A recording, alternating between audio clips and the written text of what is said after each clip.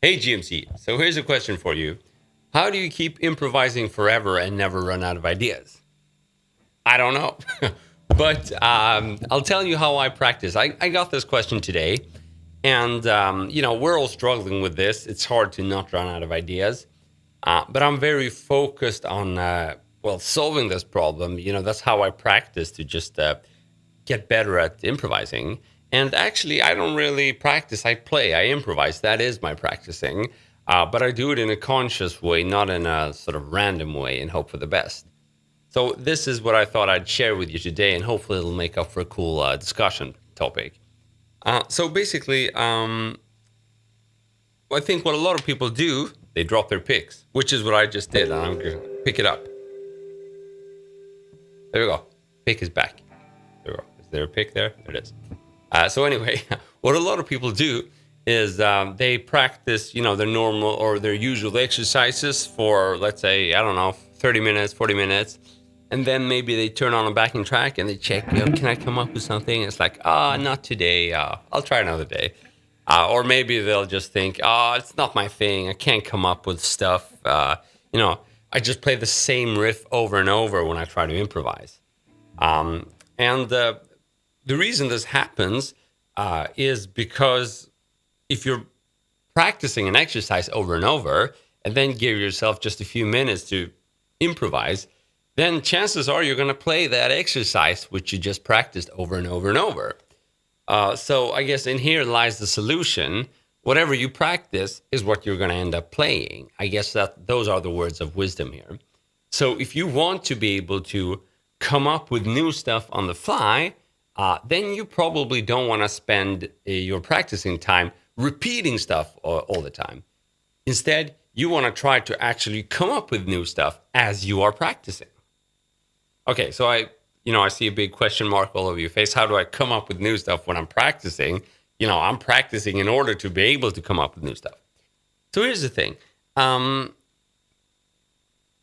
What a lot of people do, I think, is they try to evaluate their playing. It's like, did I come up with something cool on the fly? No, I didn't. So I suck and it doesn't work, whatever. But that's not a good way to measure your ability to improvise. Because for anybody who you think is a good improviser, they spend a lot of time being a bad improviser as well. So it would be kind of strange if you could just take the step from not being able to improvise at all to being a really good improviser. There has to be an intermediate step, and you're going to be spending quite some time there. So how does that intermediate step look? So what I suggest you do, if this is your goal, you want to be able to improvise all over the place and just come up with melodies on the fly, then I suggest you take it step by step. So if you have an exercise that you're practicing, I don't know what that would be. I haven't prepared this because I'm always improvising. No, but okay. We have E there, so we can play something. So let's play in E minor, and maybe you're practicing some like bluesy rock thing. So maybe you've been practicing that with a metronome. Okay, so stop doing that. Don't practice that with the metronome anymore. You know how to do that now, so you're ready to move on to something else. Even if you don't think it's fast enough, you're still ready to move on because you're going to be practicing your technique regardless of what you do. Remember that. So there's no need to kill yourself with repetition for the sake of getting fast. There are other ways of getting there where you also get musical, and those ways are, in my opinion, much better. So here's an example. If I start off like that,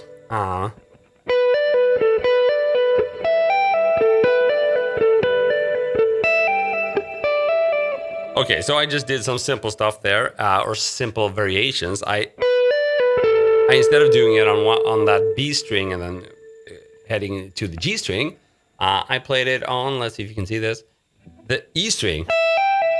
So that's gonna pretty much always work. You can skip a string instead of. You can move up like that. You could also just move around in different positions if you know another pentatonic position. There are 5 different pentatonic positions, so you could learn You know the first one, you could learn the second one or the sort of last one and move into that one.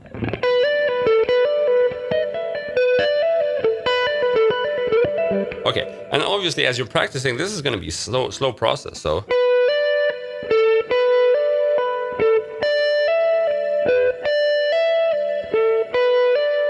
maybe you could think of a stretch there instead.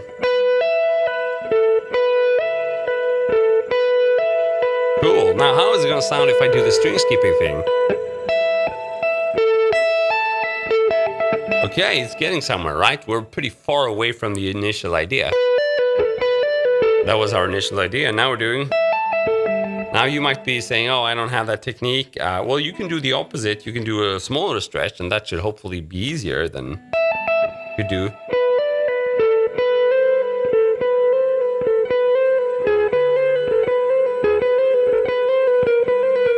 You know, just do crazy stuff. So you're changing one note here and there, and it doesn't sound amazing, but it sounds different, and you're not repeating yourself. So that means you've already taken some important steps. Now, I could go on with 1,000 different examples, and this is just like a repetitive and kind of rhythmically boring exercise. You could find something that's a bit more interesting, maybe like a melody. Let's say you have a backing track. Yeah, like anything, a beat that goes like that, and you go.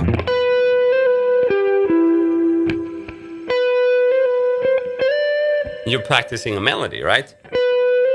Let's say the first thing, you can just steal that from me here. So it's 12, 13, 12, 12, 14. So 12, 13, 12, 12, 14. So that's your initial starting phrase that you've borrowed from somewhere.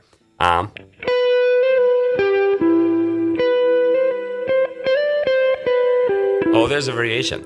Now, these start to sound like melodies, and the first variations you're going to come up with, they are not going to sound very good.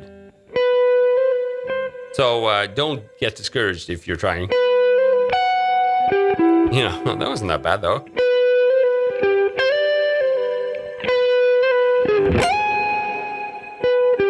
You know, if you mean it, anything works. But what I'm trying to show you here, you can go away from playing in, you know, like a metronome-based kind of speed exercise, and you can just play one melody and change a note here and there, or maybe change rhythmical value. So,